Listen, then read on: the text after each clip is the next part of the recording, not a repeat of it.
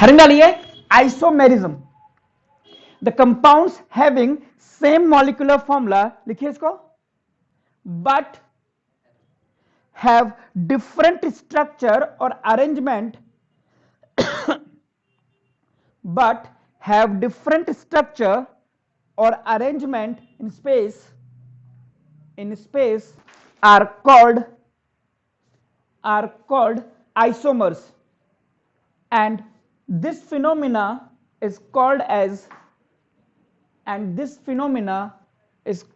as isomerism. मतलब अगर मैं आपको ये मॉलिक्यूलर फॉर्मूला लिख करके दे दूं और ये बोलूं कि इसके कंपाउंड बनाओ, तो कितने तरह के कंपाउंड्स आप बना सकते हो जिनके अलग अलग आईयूपीएसी नेम होने चाहिए, ठीक है? तो जिनके अलग अलग आईयूपीएसी नेम होंगे, जितने तरह कंपाउंड बनाओगे वो सब आपस में आइसोमर्स कहलाएंगे, और इस फिनोमिना को हम बोलते हैं आइसोमेरिज्म, ठीक है? और इसकी कुछ झलक आपने 10th में भी पढ़ी हुई थी, आपने पेंटेन प्रोपेन के नहीं बनाए थे, ब्यूटेन के शायद 2 थे, पेंटेन के 3 आइसोमर्स थे, ऐसा करके आपने 10th में बनाए थे। तो पहले हम क्लासिफाई करते हैं। आइसोमेरिज्म 2 टाइप की है आपके पास, एक है स्ट्रक्चरल, लिख लीजिए जो हम पढ़ेंगे, और एक है स्टीरियो, ये थोड़ा सा कम पढ़ेंगे, स्टीरियो आइसोमेरिज्म। अब स्ट्रक्चरल में क्या क्या है? Chain isomerism,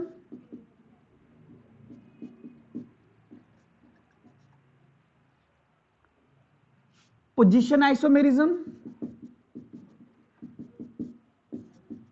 ring chain isomerism, ये थोड़ा 11th में कम ही पढ़ाते हैं।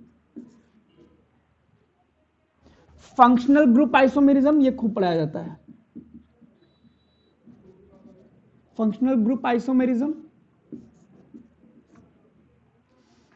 टॉटोमेरिज्म,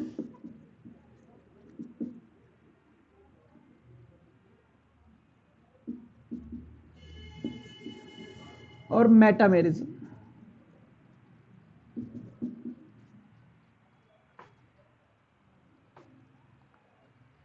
स्टीरियो में 2 हैं, एक है स्पेशियल आइसोमेरिज्म और एक है कन्फर्मेशनल।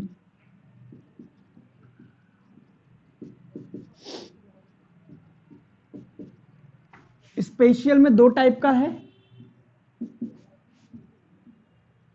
जियोमेट्रिकल आइसोमेरिज्म का, ये 11th में पढ़ाया जाएगा आपको। एक हो रहा है ऑप्टिकल, इसका कुछ पार्ट हम 12th में पढ़ते हैं। कन्फर्मेशनल जो है ये हमारे पास, मैं यहां पढ़ा दूंगा, बट आप लोगों को बुक में मिलेगा ये अल्केन में। स्ट्रक्चरल में chain isomerism, position isomerism, ring chain isomerism, functional group isomerism, tautomerism, auto लिखते हैं ना ऐसे, टोटो, और मेटामेरिज्म। मैं कर्सिव में लिख देता हूं ना, इसलिए थोड़ा सा दिक्कत हो जाता है। हेडिंग डालिए स्ट्रक्चरल आइसोमेरिज्म, इसमें लिखिए the isomers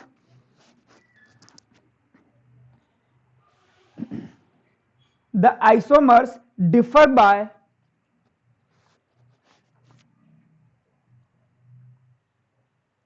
by their structures.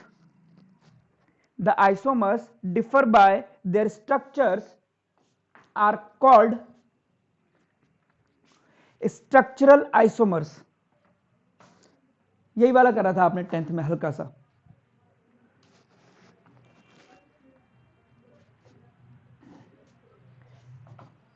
अगला पॉइंट लिखिए इसमें, isomers have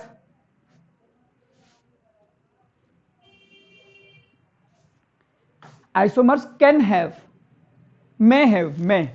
isomers may have different physical and chemical properties.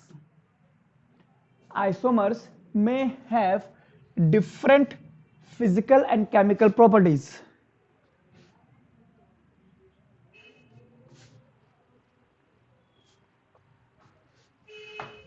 ठीक है, तो अब इसमें लिखिए चेन आइसोमर्स, चेन आइसोमर्स, इसमें लिखिए the isomers which differ by the isomers which differ by the length of their parental carbon, the length of their parental carbon chain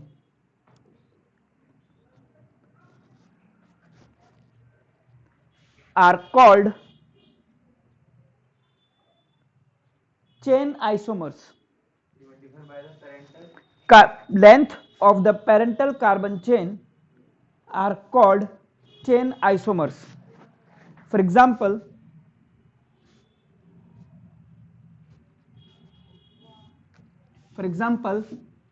जैसे हम बात करें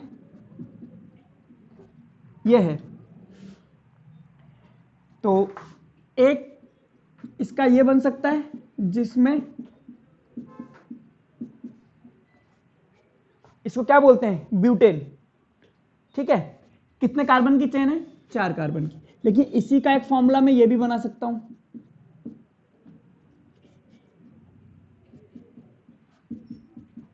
तो यही है कि अगर जिसके रूट नेम में डिफरेंस आ रहा है तो आपका चेन आइसोमर्स कहलाएगा।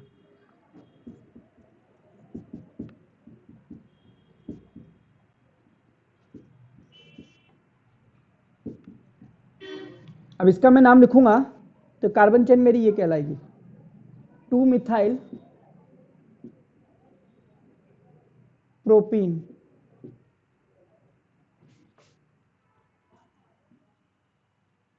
तो ये प्रोपीन है और ये आपका ब्यूट 1 इन है, तो ब्यूट और प्रोप डिफरेंस है ही सही।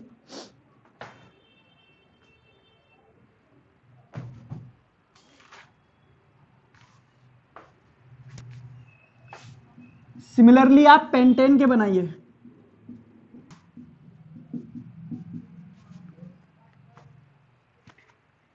बना के देखिए और उसका फिर आईपीसी नेम लिखिए।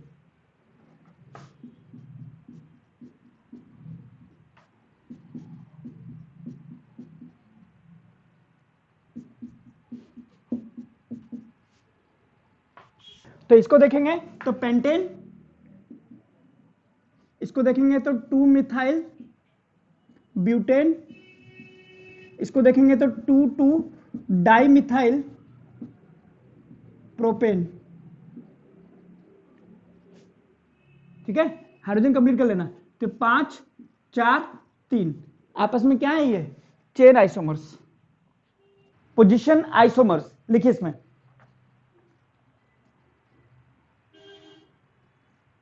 डालिए पोजीशन आइसोमर्स। तो आईपीसी नेम देख करके आपको पता लग जाएगा, क्योंकि देखो अगर मैं कॉमन नेम लिखूं तो ये आपका कहलाएगा कॉमन नेम में नॉर्मल पेंटेन, ये कहलाएगा आपका आइसोपेंटेन, और ये कहलाएगा आपके पास नियोपेंटेन। ये भी लिख लेना इनके नाम कॉमन नेम।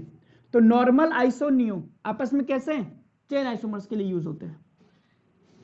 बट इनमें सब में पेंटेन आ रहा है तो आप पता नहीं कर पाओगे, इसीलिए आईपीसी नेम से पता होता है, पेंटेन ब्यूटेन प्रोपेन, ये कॉमन नेम है। लिखिए इसमें पोजीशन आइसोमर्स, लिखिए इसमें the isomers differ by, the isomers differ by position of functional group, position of functional group,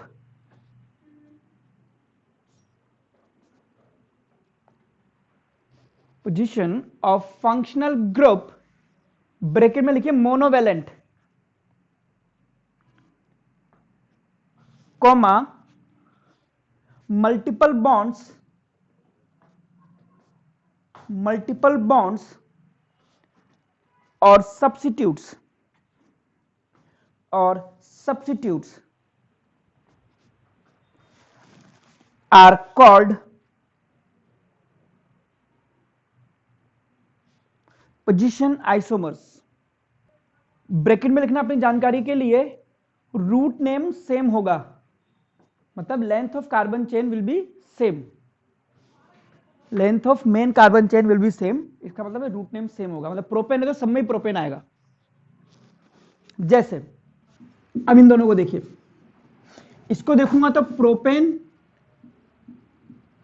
1 all, इसको देखूंगा तो प्रोपेन 2 ऑल, तो ये भी प्रोपेन ये भी प्रोपेन, सिर्फ पोजीशन किसकी चेंज हुई है, फंक्शनल ग्रुप। अब फंक्शनल ग्रुप में मैंने लिखा है मोनोवेलेंट, तो मोनोवेलेंट फंक्शनल ग्रुप का क्या मतलब है,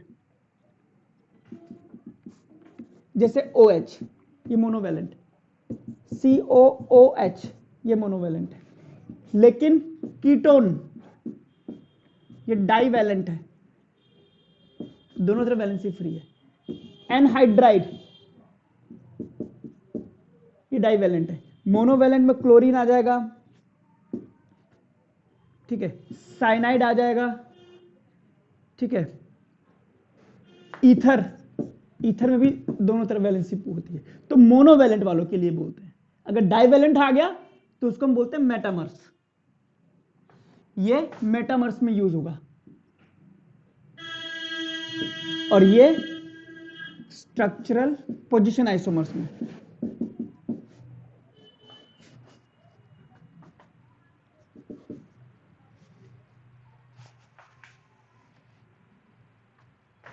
अमाइड,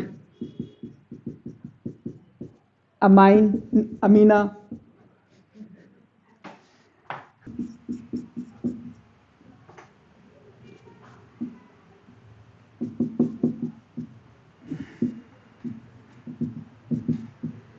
ये भी आपस में कैसे हैं, पोजीशन आइसोमर्स, ये भी कैसे हैं आपस में, पोजीशन आइसोमर्स।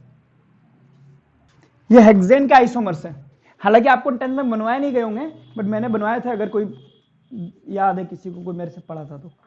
अब मुझे बताइए इसमें कौन कौन से, जैसे कि ये दोनों पोजीशन आइसोमर्स हैं कि ये दोनों चेन आइसोमर्स हैं, ऐसे आइडेंटिफाई करके बताइए मुझे। पहले इनके आईपीसी नेम लिखो, ऐसे नहीं आएगा, पहले आईपीसी नेम लिखने पड़ेंगे। ये आपके लिए क्या है, हेक्सेन, ये आपके पास है 2 methyl pentane, 3 methyl pentane,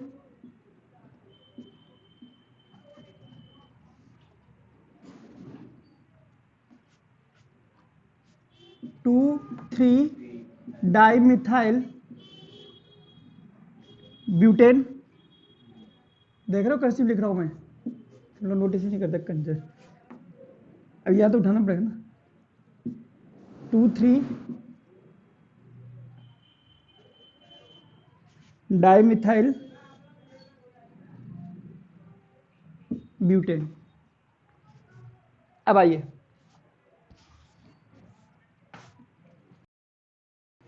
one,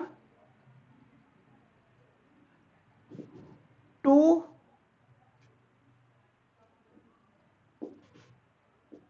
3,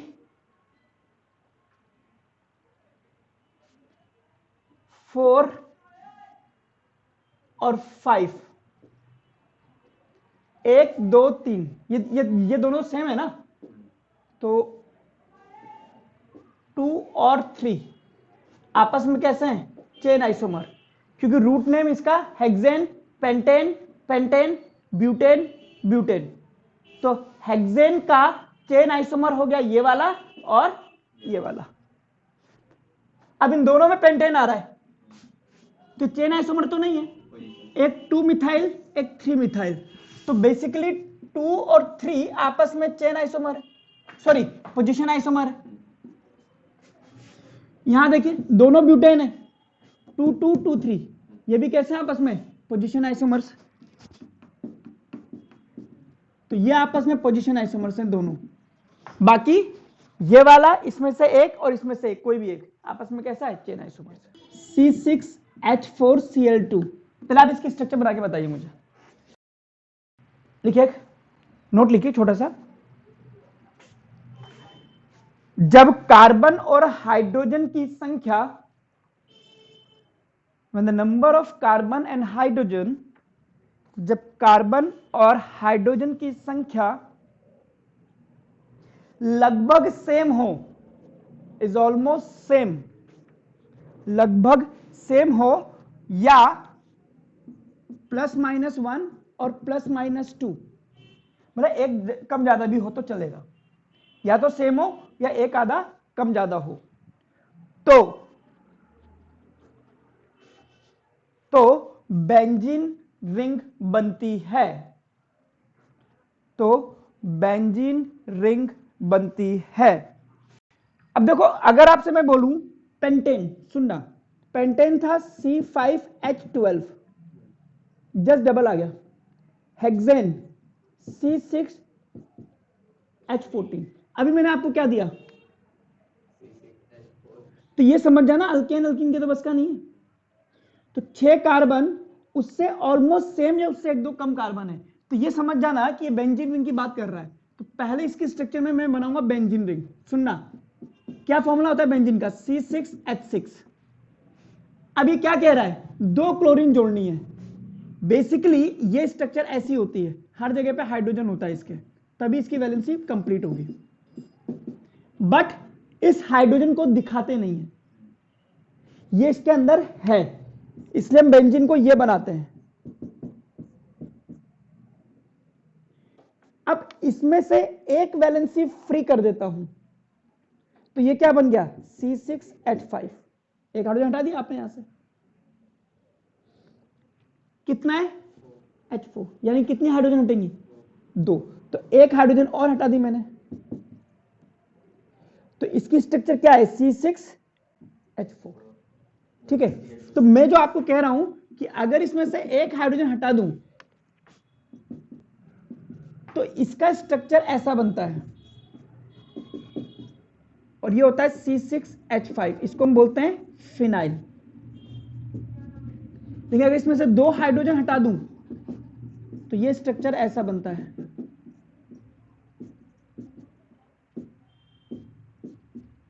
well, अब चलते हैं हमारे क्वेश्चन की तरफ। C6H4, ये क्या हो गया, C6H4, और 2 क्लोरीन दोनों पे जोड़ दो, तो अब इसकी स्ट्रक्चर ये हो सकती है, या फिर ये क्लोरीन यहां भी जुड़ सकता था आपके लिए, हो ये भी सकता था कि यहां पे भी जुड़ जाए। तो इसकी 3 स्ट्रक्चर्स है,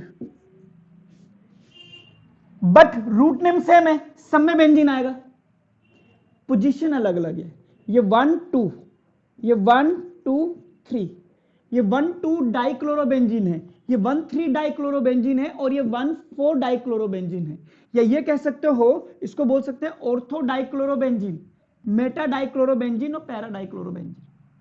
तो बेसिकली ये आपस में क्या कहलाएंगे, पोजीशन आइसोमर्स, और नाम लिख देना 1 2 डाइक्लोरोबेंजीन, इसका 1 3, इसका 1 2।